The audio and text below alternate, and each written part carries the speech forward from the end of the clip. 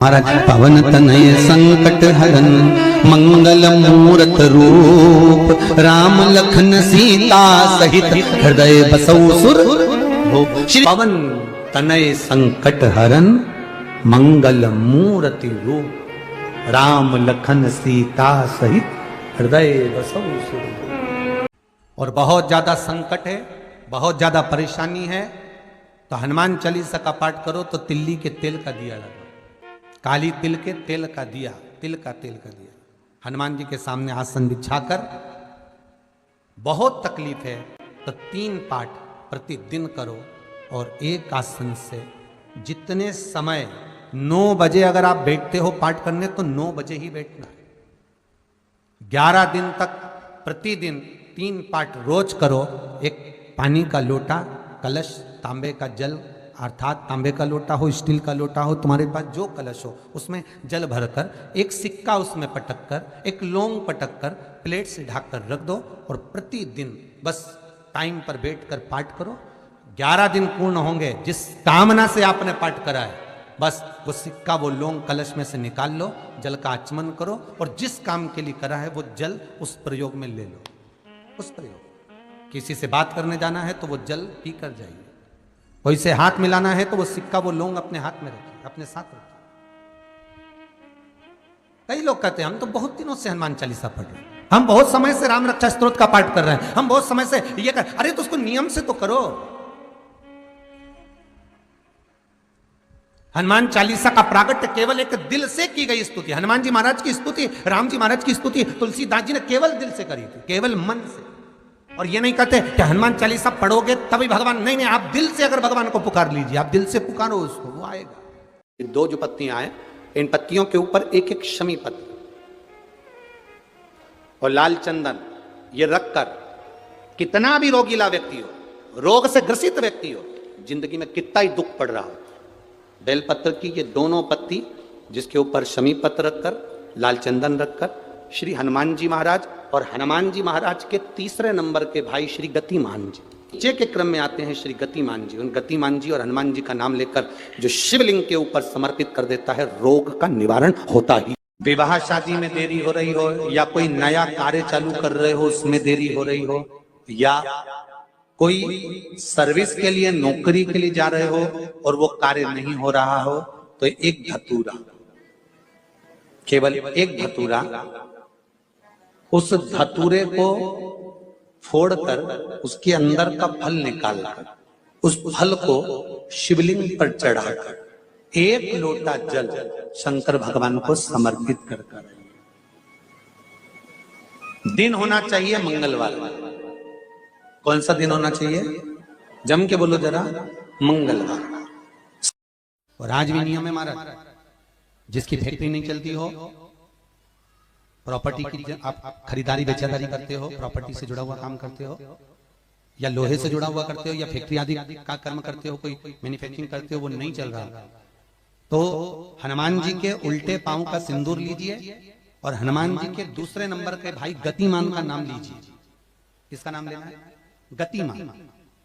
गतिमान का नाम लेकर फैक्ट्री के बाहर या फैक्ट्री पर एक स्वस्तिक का निर्माण कर दीजिए, हनुमान जी के उल्टे पांव के सिंदूर और गतिमान का नाम लेकर। कभी आपकी फैक्ट्री कोई काम नहीं निकालेगी, उन्नति की ओर ही लेकर जाएगी, कभी घाटे की ओर नहीं जाएगी। गतिमान का नाम, रतिमान, केतुमान, मतिमान, ये जितने भी नाम है हनुमान जी के भाइयों के, ये सब कल्याण करते हैं। एक एक नाम कल्याण करते हमारे, एक एक। महाराज वो जिन बच्चों को निमोनिया हो जाता है ना, वो सर्दी का कोटा रहता है, बहुत सर्दी बच्चों को बनी रहती है, तो हर दिन 5-10 दिन में बाकी दौड़ के डॉक्टर के पास लेके जाओ, फिर डॉक्टर के पास ले। वैसे तो डॉक्टर के पास बच्चे आजकल के जमाने के जाते ही जाते हैं, हर 15 दिन 20 दिन में। तो इसके पीछे वो चले जाएं। एक हास्य व्यंग में हमसे पूछा किसी ने, महाराज जी आज के बच्चे बार बार हॉस्पिटल डॉक्टर क्यों जाते हैं? तो हमने कहा देखो भैया, बच्चा जहाँ जन्म लेता है उनसे उनसे प्रेम ज्यादा होता है। पहले नानी के घर में पैदा होता था इसलिए नानी के घर ज्यादा जाता था, दादी के घर में ज्यादा पैदा होता था इसलिए दादी के घर ज्यादा जाता था। आज के बच्चे हॉस्पिटल में ज्यादा पैदा होते हैं इसलिए हॉस्पिटल ज्यादा घूमने जाते हैं। ये हास्य। पर यदि बच्चे को सर्दी ज्यादा होती है, निमोनिया ज्यादा होता हो, ठंडा का कोटा ज्यादा रहता हो, तो पीपल के 5 पत्ते महाराज उस पे घृत लगाकर हनुमान जी के तीसरे नंबर के भाई व्रतिमान का नाम लेकर, व्रतिमान का नाम लेकर बच्चे की छाती पर एक वस्त्र से उसको बांध दीजिए, रात्रि भर बंदे रहने दीजिए महाराज। और बांधना कौन से दिन है? 12 तिथि को, बस एक बार बांधना, उसके बाद सर्दी का कोटा नहीं रहता महाराज, बच्चा स्वस्थ अपने आने में। व्रतिमान हनुमान जी महाराज के जितने भी भाई हैं सबका, हनुमान जी के सगे 5 भाई और हैं, आपको कथा में पहले कहा है, सुनिए कि नहीं सुनिए? जम के बोलो जरा, सुना है ना? हनुमान जी के 5 भाई और हैं, गतिमान, व्रतिमान, रतिमान, कैतुमान, ऐसे हनुमान जी के 5 भाइयों का क्रम और आता है शिव महापुराण के अंतर्गत। 5 भाई, अकेले नहीं हनुमान। हमने गतिमान का तो वर्णन आपको पहले भी करा है कि हनुमान जी के चरण के सिंदूर से जिस फैक्ट्री को, जिस गाड़ी को, जिस लोहे का जो कारखाना हो जो नहीं चल रहा हो, गाड़ी बार बार खराब हो रही हो और बार बार एक्सीडेंट हो रहे हो, बार बार तकलीफ भोग रहे हो, तो श्री हनुमान जी के भाई गतिमान का नाम लेकर स्वस्तिक बनाने का बोला था। याद है किसी को? जिसको याद है हाथ उठाओ। याद है आप लोगों को? रखिए रखिए। गतिमान हनुमान जी के भाई हैं, तुम चिंता ना करो। और समय आया और उस समय के अंतर्गत मां के सुंदर आनंद से पवन तनय संकट हरन मंगल मूर्ति रूप राम लखन सीता सहित हृदय बसौ सुरभूप। शिव के एक अंश मात्र, शंकर का एक स्वरूप माता अंजना के गर्भ में पहुंच गए।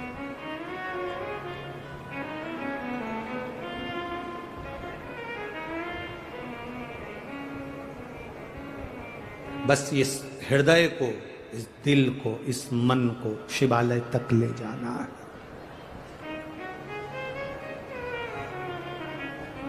और जब ये मन, जब ये चित्त शिवालय तक पहुंच जाए तो समझ लो कि तुम्हारी जिंदगी की सार्थकता हो गई। आप लोग कथा में श्रवण करे हैं पूर्व में, हनुमान, गतिमान, रतिमान, मतिमान, वर्तिमान, ऐसे हनुमान जी के कई भाई हुए, कई भाई हनुमान जी के हुए। और हमने पहले भी कहा है, जिसकी फैक्ट्री ना चलती हो, बहुत दुकान ना चलती हो, तो हनुमान जी के पांव का थोड़ा सा सिंदूर लेकर, यदि उस सिंदूर को किसी भी फैक्ट्री या दुकान में हनुमान जी के छोटे भाई गतिमान के नाम से अगर एक बिंदी भी सिंदूर की रख दी जाती है, तो वो दुकान और फैक्ट्री भी झड़के से चलना प्रारंभ हो जाती है। गतिमान हनुमान जी के छोटे भाई, एक हनुमान जी के छोटे भाई हैं मतिमान। जब व्यक्ति डिप्रेशन में जाता है, एकाग्र चित्त नहीं रह पाता है, पढ़ने बैठता है पर एकदम मन नहीं लग पाता है, तो मतिमान का स्मरण किया जाता है, हनुमान जी के तीसरे नंबर के भाई का, मतिमान। और कहते हैं एक दुर्वा यदि मतिमान के नाम से शंकर भगवान की शिवलिंग पर चढ़ा दी जाए और उसी दुर्वा को वापिस लेकर आया जाए, अंधेरा होने से पहले, सूर्य अस्त होने के पहले, शाम के प्रदोष के पहले यदि उस दुर्वा को उस व्यक्ति को चबा चबा कर खिला दो, तो डिप्रेस हो रहा है, डिप्रेशन में है, चिंता में है, टेंशन में है और उसका विवेक काम नहीं कर रहा, बुद्धि स्थिर नहीं हो पा रही है या पढ़ने में मन नहीं लग पा रहा है, तो उसको आप एक दुर्वा मतिमान, हनुमान जी के तीसरे नंबर के भाई मतिमान के नाम से अगर खिला देते हैं, तो उसकी बुद्धि केंद्रित होना प्रारंभ हो जाती है और वो डिप्रेस से हटना प्रारंभ हो जाता है, मन स्थिर होने लगता है। मतिमान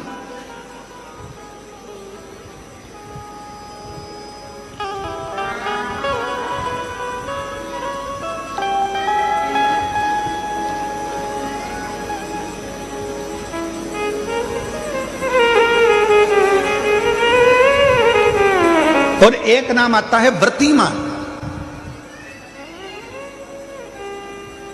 इसका प्रैक्टिकल तुम अभी यहीं से कर लेना, ठीक है? चलते चलते मालूम पड़े तुम्हारी पार्किंग यहां से आधा किलोमीटर दूर है, ठीक है? अरे बोलो तो जम के, आधा किलोमीटर दूर तुम्हारी पार्किंग है और तुम्हारी उम्र लगभग बहुत हो गई। मालूम पड़े तुम थोड़े वृद्ध हो गए हो और तुम्हारा घुटना दुख रहा है, तुम्हारी कमर दुख रही है, चलते चलते बड़ी मुश्किल से तुम कथा स्थल तक पहुंचे हो। अब मन में आ रहा है कि मुझे वापस पार्किंग तक जाना है, कैसे जाऊंगी, पाँव तो दुख रहा है। तो एक काम आज चलते चलते करना कि कहीं सीवर वाला महाराज झूठ तो नहीं बोल रहा है, तो प्रैक्टिकल करके जाना। क्या करोगे, यहां से जाते समय आप जब जा रहे हो और आपके शरीर का कोई अंग जब दुख रहा है तो श्री शिवाय नमस्तुभ्यम कहकर श्री व्रतिमान हनुमान का स्मरण करो। किसका स्मरण करना है? जम के बोलो, व्रतिमान हनुमान। व्रतिमान हनुमान का स्मरण करके कहीं पर भी बैठकर अपने पांव की छोटी वाली जो उंगली है उसको जम के दबाना और दबाने के बाद चल देना। जिस जगह पर भी दर्द हो रहा होगा मेरा बाबा आपको मंजिल तक पहुंचाएगा, दर्द होने नहीं देगा। कल नहीं करना, प्रैक्टिकल आज ही करना। काल करे सो आज कर।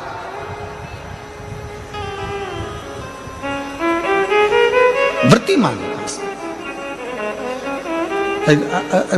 आज करेंगे गुरुजी, 3 महीने में फर्क दिखेगा। तुम तो आज की आज का बताओ ना कि आज की आज में फल कैसे मिले। तुम तो बिल्कुल तैयारी में बैठो। जाते जाते व्रतिमान हनुमान भगवान श्री शिवाय नमस्तुभ्यम का स्मरण कर कर एक ऊर्जा के साथ, ताजगी के साथ चलते जाओ। शिव थोड़ा बहुत नहीं देते मेरे भगवान। ध्यान दीजिएगा, पंचमुखी हनुमान का एक स्मरण, पंचमुखी हनुमान का एक भाव। महाराज जैसे बहुत ज्यादा तकलीफ अगर व्यक्ति को हो गई है, बहुत कष्टमय जीवन चल रहा है, हार गए हर जगह से और तकलीफमय जीवन चल रहा है, तो पंचमुखी हनुमान का एक शिव महापुराण का और स्कंद पुराण का एक बड़ा सुंदर मंत्र है। उस मंत्र को आप सब एक बार हमारे साथ में बोलें। ओम नमो हनुमते रुद्र अवताराय सर्व शत्रु संहारणाय सर्व रोग हराय सर्व वशीकरणाय रामदूताय स्वाहा। बस इस मंत्र को हाथ में काली तिल लेकर, एक जौ लेकर और गूगल लेकर, थोड़ा सा इसमें गाय का घी डालकर, कंडे को या अग्नि को जलाकर इस मंत्र का 11 बार 21 बार जाप कर कर अपनी कामना कर कर छोड़ दीजिए। कैसा भी रोग हो, बीमारी हो, कष्ट हो, दुख हो, तकलीफ हो, 21 दिन के अंदर वो आनंद आना प्रारंभ कर देता है। इस मंत्र, स्कंद पुराण का, शिव महापुराण का ये मंत्र मूल पंचमुखी हनुमान सुख देंगे। और एक और चीज याद रखिए हमारा, यदि कोई काम के लिए जा रहे हो, कोई व्यापार के लिए जा रहे हो या नौकरी करने के लिए जा रहे हो और लगी नहीं रही, बहुत तकलीफ पा रहे हो, सर्विस ही नहीं लग रही, बहुत कष्टमय हो गया, तो निवेदन करूंगा 5 पीपल के पत्ते पर बेसन के 5 लड्डू घर में बने हुए, गाय के घी के 5 लड्डू रख लो। उस लड्डू के बीचों बीच एक आटे का दिया और उसमें तिल्ली का तेल डालकर इसी मंत्र का प्रयोग कर कर पंचमुखी हनुमान का किसी भी हनुमान के मंदिर में जाकर, दक्षिण मुखी हनुमान के मंदिर में जाकर उसको रख कर आ जाइए। इसके बाद आप उस काम के लिए जाइए, आपका काम सफल हो जाएगा। आपको किसी को नहीं कहना पड़ेगा कि हाथ जोड़ना नहीं पड़ेंगे, किसी के पांव नहीं पड़ना पड़ेंगे, तुरंत काम होगा। बस इस मंत्र का स्मरण कर कर पंचमुखी हनुमान का भूतेश्वर जो मंत्र है वो सुख देने वाला। सुंदरकांड का पाठ घर में करवा रहे हैं और पंडित जी को फोन लगा कर कह रहे हैं सबको मजा आना चाहिए। अब तुम पाठ करा रहे हो कि अब हम बोले व्यासपीठ से अच्छा थोड़ी ना लगेगा। अब बोलो री जीजियो सही है कि गलत है? और जीजा तुम भी बोलो रे, सही है कि गलत है? अब ऐसी बात हम कहें अच्छा लगे? सुंदरकांड का पाठ करा रहे हैं और पंडित जी को फोन लगा के कह रहे हैं। सबको मजा आना चाहिए महाराज। हम तो बहुत सारे सुंदरकांड करने वाले थे, परंतु हमने तुम्हारा सुना था कि तुम सुंदरकांड में बहुत मजा ला देते हो, इसलिए हम तुमसे करा रहे हैं, इसीलिए तुमसे करा रहे हैं। अब सुंदरकांड का पाठ, मेरे हनुमान जी की कथा, मेरे हनुमान जी का चरित्र मजा लेने के लिए नहीं है, मोक्ष लेने के लिए है। ये मजा करने का विषय नहीं है, ये मोक्ष पाने का विषय।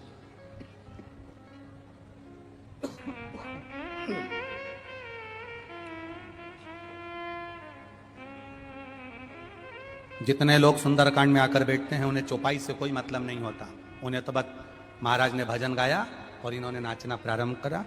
जिस सुंदरकांड में लोग ज्यादा नाच लें, समझ लो वो सुंदरकांड सफल हो गया।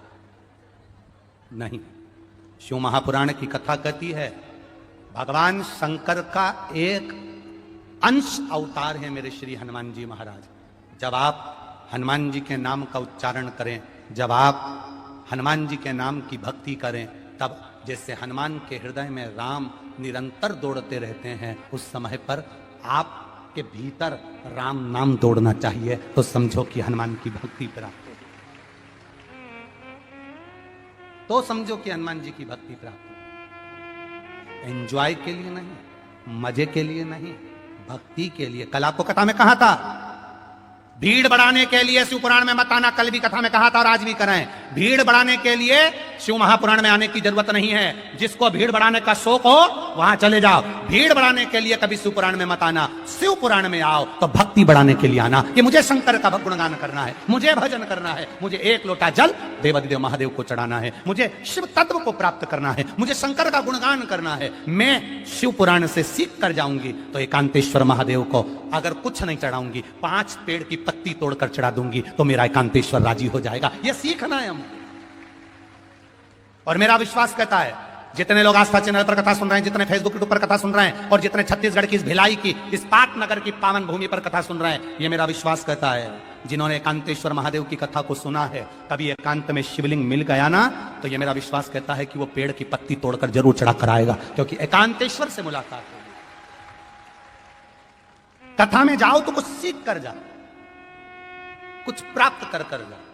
तो मालूम पड़ा कथा में से गए और जैसे कि जैसे ही पहुंच गए लंका में गए, चारों तरफ उन्होंने लंका में देखा, जहां देखो वहां सुर नजर आ रहे थे, जहां देखो वहां राक्षस नजर आ रहे थे, जहां देखो वहां केवल योद्धा नजर आ रहे थे, जहां देखो वहां पर सब असुर ही असुर दिख रहे थे। पर हनुमान जी की दृष्टि अच्छी थी, उन्होंने कहा हलवाई ने पूरा पर्चा लिखा है पर तुलसी का दल नहीं लिखा, तुलसी का दल मुझे ले जाना पड़ेगा। तो हनुमान जी ने पूरी लंका में सबसे पहले तुलसी का दल ही ढूंढा, विभीषण का घर ढूंढा, विभीषण का घर ढूंढा उन्होंने सबसे पहले, तुलसी का दल ढूंढा उन्होंने सबसे पहले। और वो तुलसी के दल को उन्होंने जब देखा तो वो तुलसी के दल को देखकर समझ गए कि इस पूरे लंका में कोई एक है जो भगवत भजन करने वाला है। फिर क्या देखा हनुमान जी ने कि विभीषण की धर्म पत्नी शर्मा दिया लेकर आई है और तुलसी के क्यारे में लगा रही है।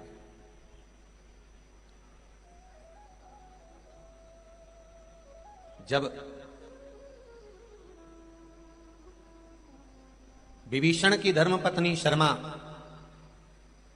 तुलसी के क्यारे में दिया लगा रही है तो हनुमान जी क्या देखते हैं कि उस समय पर कुंभकर्ण की धर्मपत्नी वहां पर ब्रज ज्वाला आकर खड़ी हो गई और उसने दिया उठाकर नीचे रख दिया। कुंभकर्ण की 3 धर्मपत्नियां थी, उसमें ब्रज ज्वाला सबसे बड़ी थी, फिर तड़ियात्मा, फिर तीसरे नंबर पर है करकटी। इस कुंभकर्ण की धर्मपत्नी ब्रजज्वाला ने उस दिए को उठाकर नीचे रखा। अब कितनी बड़ी बात है, जरा ध्यान दीजिएगा कि वो राक्षस की पत्नी है, कुंभकर्ण की पत्नी, और ब्रजज्वाला राजा बलि की लड़की भी है, एक रत्ना और एक ब्रजज्वाला। रत्ना बाद में पूतना बनी थी, रत्नमाला, और ब्रजज्वाला कुंभकर्ण की धर्मपत्नी बनी। देखा उन्होंने कि ये ब्रज ज्वाला आई और विभीषण की धर्मपत्नी शर्मा ने दिया लगाया और वो दिया इस ब्रज ज्वाला ने उठाकर नीचे रख दिया, तो शर्मा को क्रोध आ गया, शर्मा को गुस्सा आ गया कि मैंने तुलसी जी में क्या रखा और इसने उठाकर नीचे रख दिया। थोड़ा सा क्रोध आएगा जब आप गलत कर रहे हो और गलत करने वाले व्यक्ति को अगर थोड़ा सा सुधार आ जाएगा, गलत करने वाले को थोड़ा सा सवार आ जाएगा, गलत जगह से अच्छी जगह पर लाया जाएगा, तो थोड़ा ना थोड़ा क्रोध तो आएगा, उसको कोई नकारा नहीं जा सकता।